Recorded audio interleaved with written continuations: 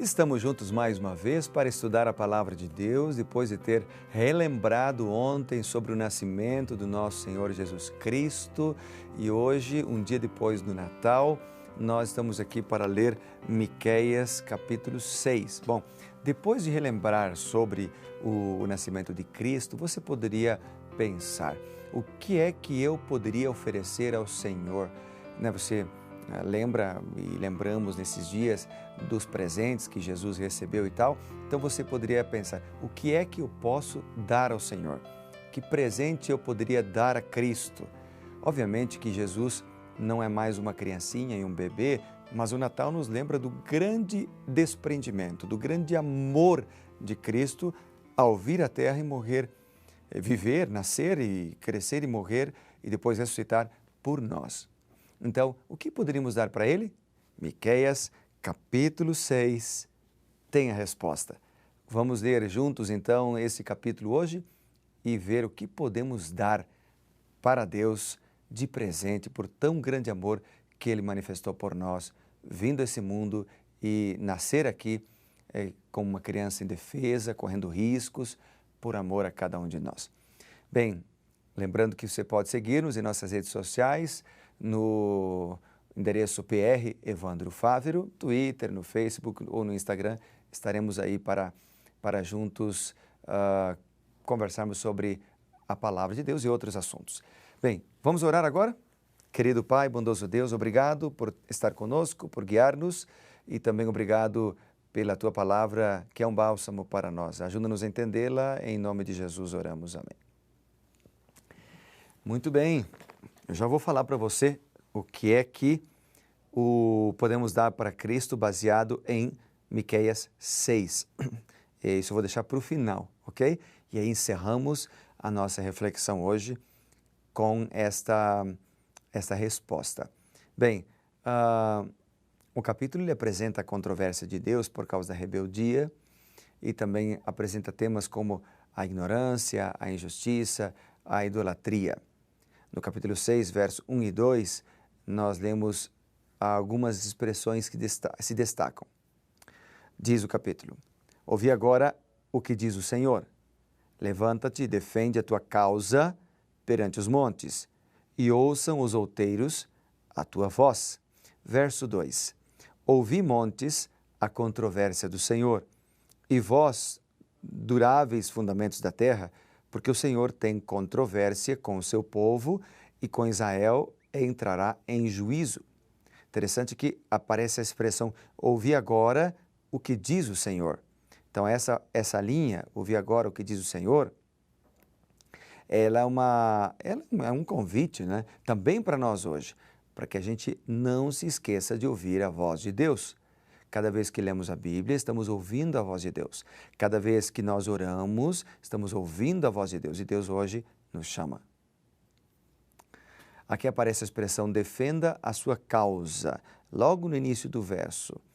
Ou seja, defenda a causa de Deus. Deus pede ao povo que defenda a própria causa. Os montes, os outeiros estavam entre as testemunhas da aliança que Deus fez com o seu povo.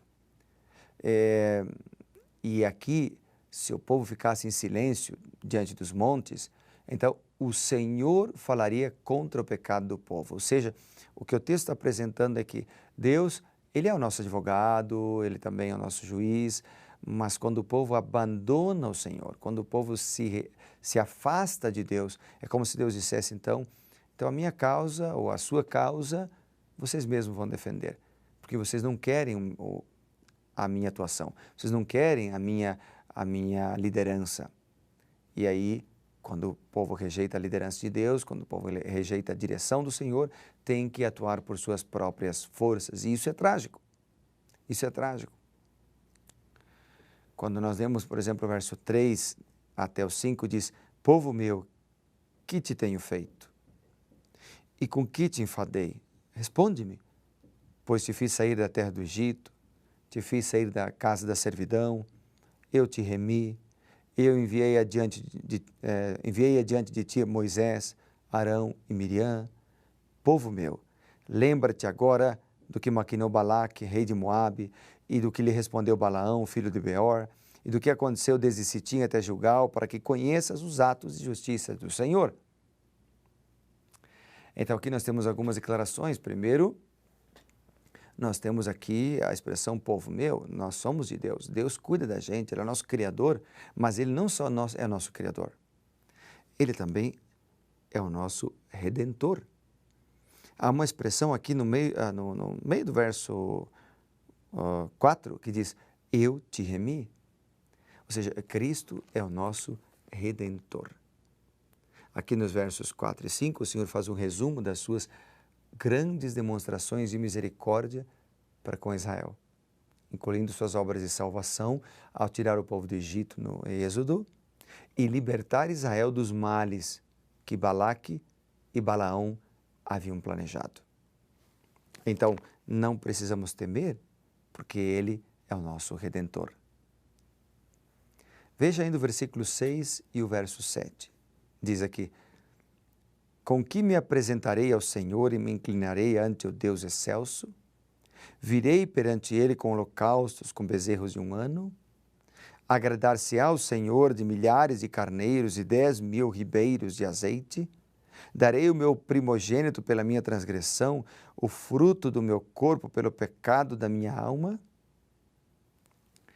Você sabe que são perguntas que o profeta faz, com perguntas retóricas, porque ele queria aqui entender de que forma eu posso me apresentar diante de Deus, diante do Senhor, para que Ele me atenda, para que Ele cuide de mim.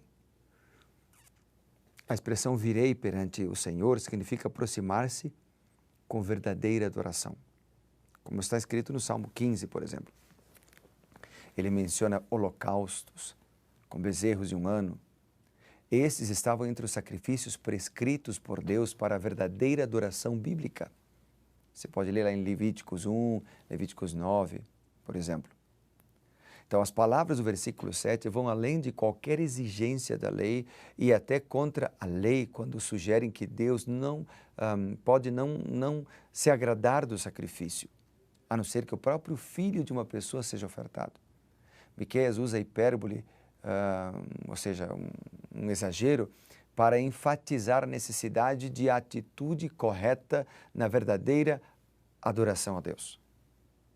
Aqui aparece a expressão agradar-se-á. A ideia de agradar a Deus por meio de sacrifício é encontrada em outras passagens na Bíblia. Deus agrada-se daqueles que fazem o que Ele ordena.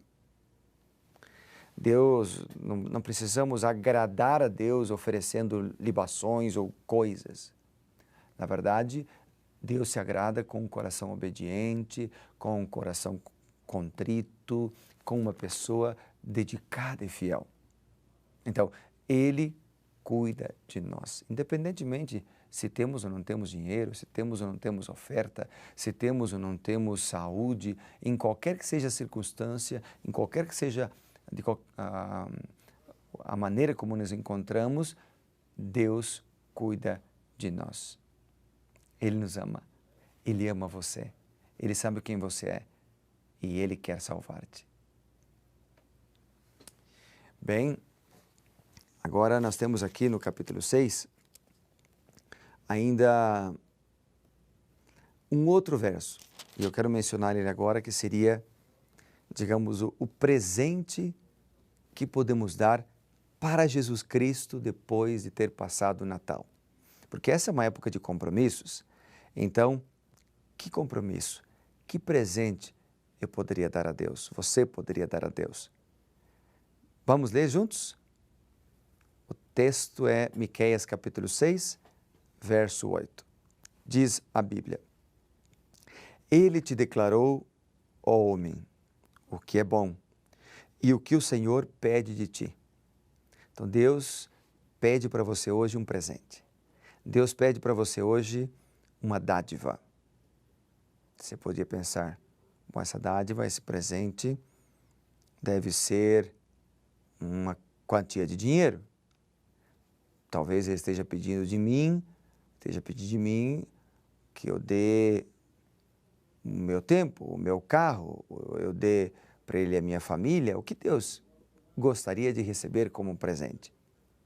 E a Bíblia diz: isto é o que o Senhor pede de ti, que pratiques a justiça, que ames a misericórdia e que andes humildemente com teu Deus. Uau! Que grandes declarações! Esses são os melhores e maiores presentes que podemos dar para Deus. Esse versículo fala sobre as atitudes fundamentais que devem acompanhar toda verdadeira adoração. O que o Senhor pede de ti. A ideia aqui é que Deus busca certas características da verdadeira adoração no seu povo. Pratiques a justiça, ames a misericórdia e andes humildemente com teu Deus. Sabe que essas expressões resumem a devoção bíblica na verdadeira adoração. A maioria do povo de Israel frequentemente violava cada uma delas. Os governantes não conheciam a justiça, não tinham interesse na misericórdia, não demonstravam humildade com Deus. E o Senhor, que no final dá à pessoa força, coragem, capacidade para exercer as virtudes da vida cristã, não era lembrado. Deus, portanto, está chamando você hoje a ter estas características na tua vida. Buscar isso de Deus intensamente, clamar intensamente ao Senhor. Veja o que é bom, o que o Senhor espera de ti.